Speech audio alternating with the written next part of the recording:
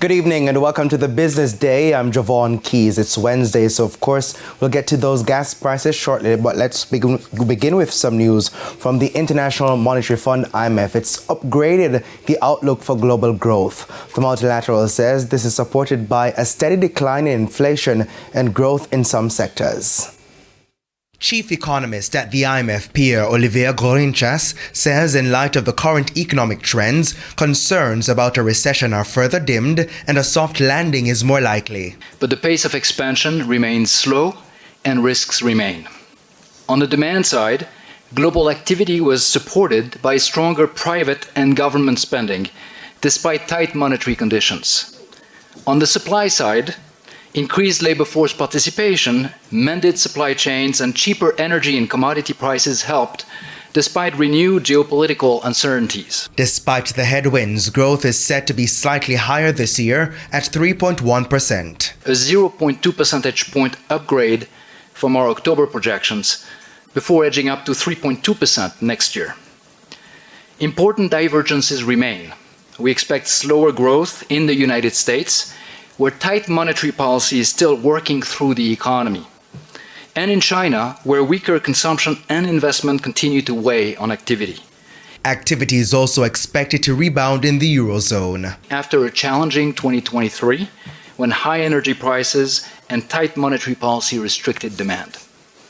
Many other economies continue to show great resilience, with growth accelerating in Brazil, India, and Southeast Asia's major economies.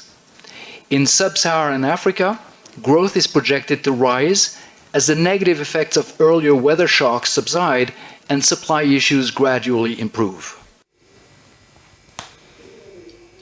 Now back home, gas prices will see a fourth week of increases effective Thursday. Now this is in line with what's happening on the global commodity market. This increase is linked to continued tensions in the Middle East, increased attacks on ships in the Red Sea by the Houthis, and corresponding responses by the USA-backed forces. A litre of 87 and 90 gasoline will go up by $2.06. Diesel will sell for $3.06 more. $2.20 will be added to the cost of ultra-low sulfur diesel. Kerosene will sell for $4.50 more. However, propane will go down by 47 cents, while butane will sell for $1.82 less. Each gas station will make these adjustments to their prices, which include a markup to the ex-refinery rate offered by Petrojam.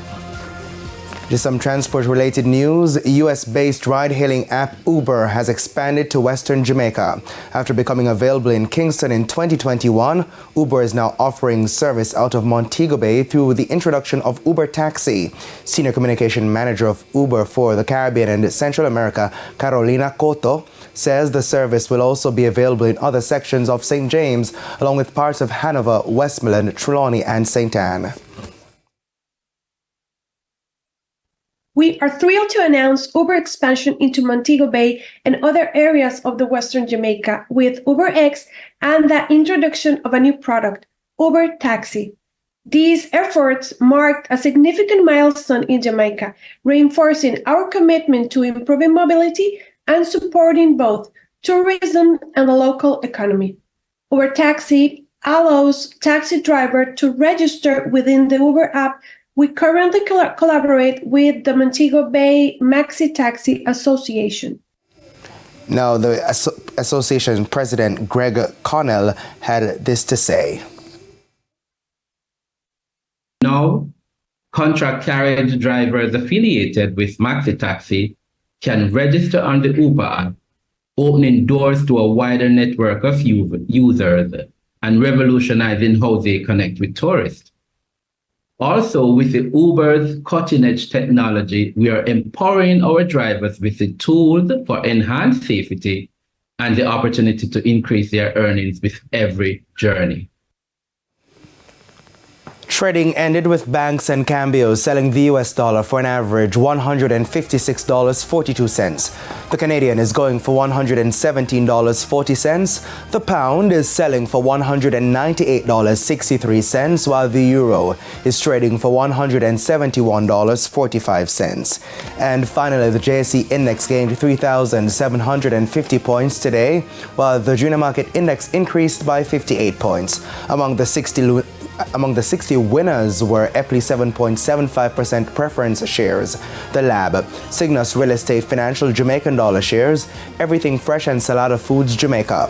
The 21 losers were led by Cargo Handlers, 138 Student Living Jamaica Variable Preference shares, Key Insurance Company, Caribbean Producers Jamaica, and Stanley Motor Ordinary shares. Now 27 stocks closed the session, selling at the same price they opened trading today.